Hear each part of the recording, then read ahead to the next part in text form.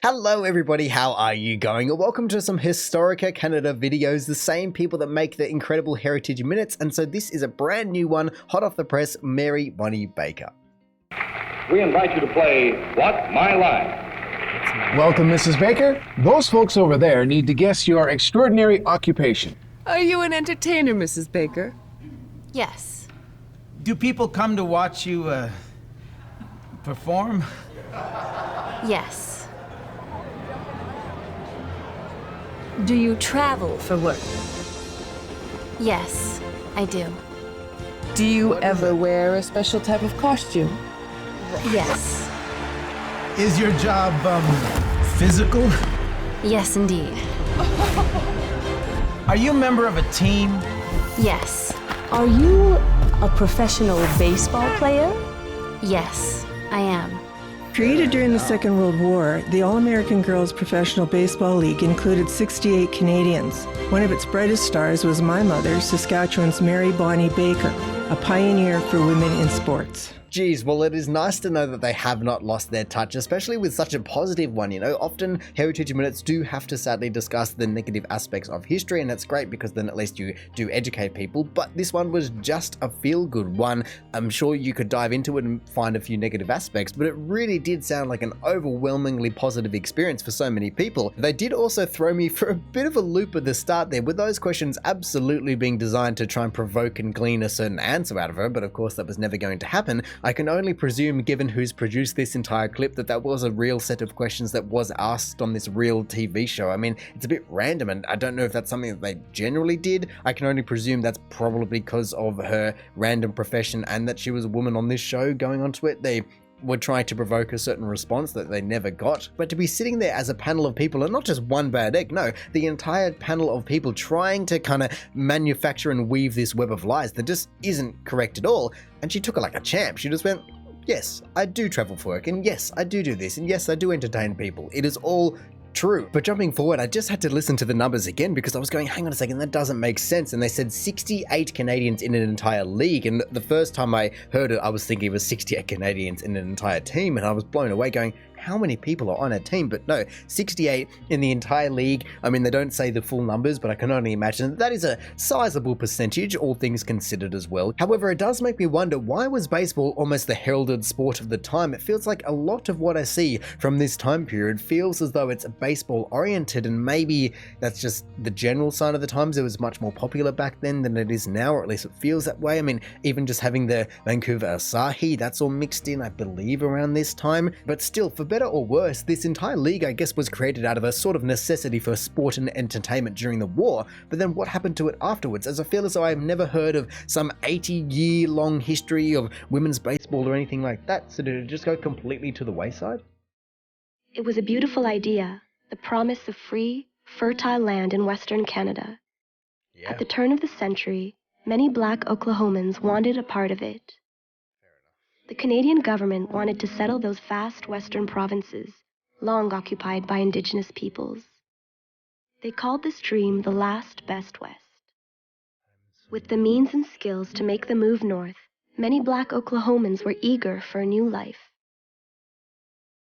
They wanted to get away from the increasing wave of racial violence and discrimination that hung over their lives. Canada, however, was not so eager to receive them. The Department of the Interior was already working behind the scenes to keep Black Americans out of Canada, including the deliberate spread of disinformation. And while the department answered few inquiries from Black settlers, it made a point of telling them they wouldn't do as well as white settlers in the harsh Canadian climate.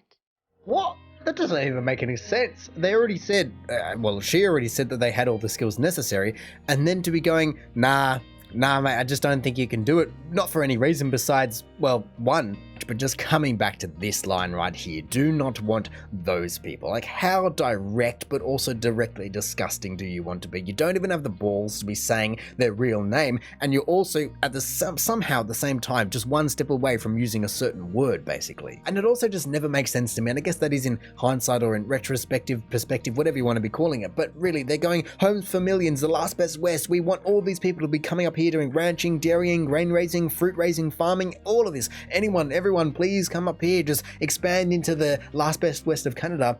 And then on the other hand, they're just going, yeah, but not you though. Like, your application's denied. Like, what do you want? Do you want people up there or not? Do you have a whole class of citizens and a whole host of citizens that are just trying to get up there and you just don't want them? Surely that is just mutually beneficial for both parties. But no, you're just too narrow-minded, I guess, and too stuck in the old ways, sadly, just to see that. The government even hired agents to prevent Black Oklahomans from immigrating.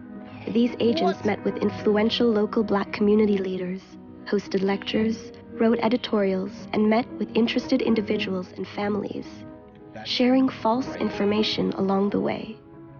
One agent was a Black American doctor named G.W. Miller.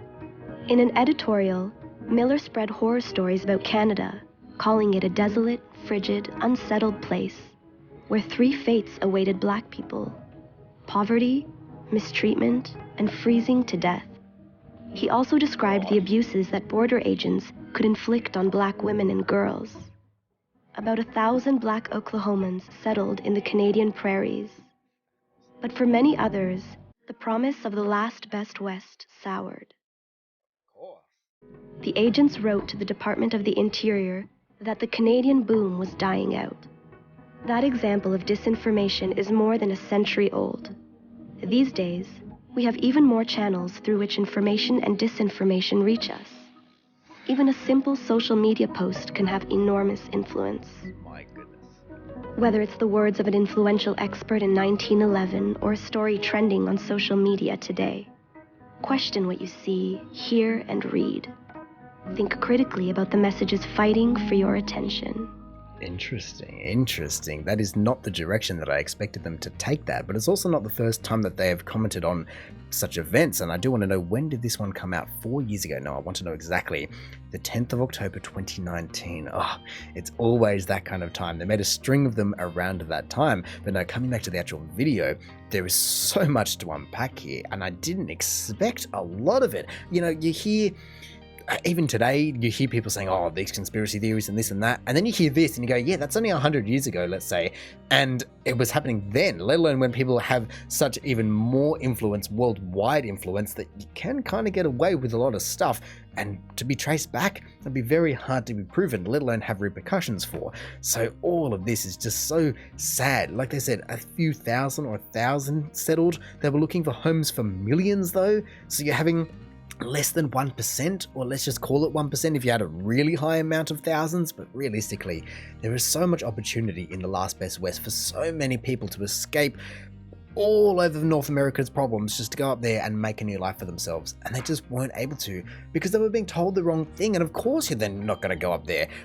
Where's that newspaper clipping? It was just, my goodness, it was hard hitting enough when we just had a couple of words out of the entire thing, let alone when you actually read the whole thing and say where your lifelong earnings wane in a season and you and your family become reduced to poverty and woe, where the winter is long and cold and the summer is but a thin morning or a dim morning. That is just a very, very bleak picture, playing into the concerns that people already would have been having about the entire move and going, well, if I live here, what is the weather going to be like? Can we afford this entire thing? Does it make any sense? But then you just give that information only to the people that you don't want to go there. And so of course it's effective. I mean, it just sounds so ridiculous, but of course that's effective. It's that easy. We started on the 17th of May. We got our first positive results in June, and by the end of July, we had 75 positive experiments. That is, the diabetic dogs were recovering, and we were convinced ourselves we had found the internal secretion of the pancreas. We turned to each other simultaneously and said, I think we've got it.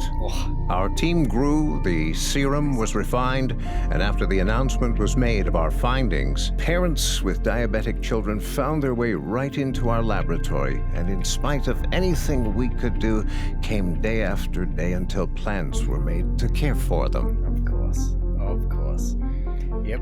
As we know, before the discovery of insulin, a diagnosis of type 1 diabetes in a child meant death within less than 2 years. And I wonder, does that also apply to adults or even teenagers? Like, if you're 16, 17, 18, 24, is it also a 2-year death sentence or not? Because I feel like it would be, surely. Whether you're 17 or 7 or 27, I can't imagine that you're going to be faring too well without being able to absorb it and process nutrients very well. And yes, there is an official heritage minute surrounding the entire discovery of insulin and how these guys went about just changing the world for millions and millions of people, parents, kids, families alike. Really, just hearing again the kind of time scale that they were working on, it is so impressive that they had 75 in a couple of months, and even though they were working on dogs, I don't know if I've ever heard of a diabetic dog, but I guess it makes sense. It's a mutation to some degree, and so I guess they're not immune to it, but I've just never heard of it. And how do you even really discover that? Either way, these guys have just done incredible work. And like we've seen, Canada does have some very important points in history that these two guys, and I guess eventually the team that surrounded them, must be so proud of. Even though there is still more, obviously, research and development surrounding insulin and diabetes today, type 2, type 1, all of those kind of things, these guys really were just absolutely at the forefront, manufacturing this product that was doing so much for so many people, but also just manufacturing hope. And that's pretty darn impressive.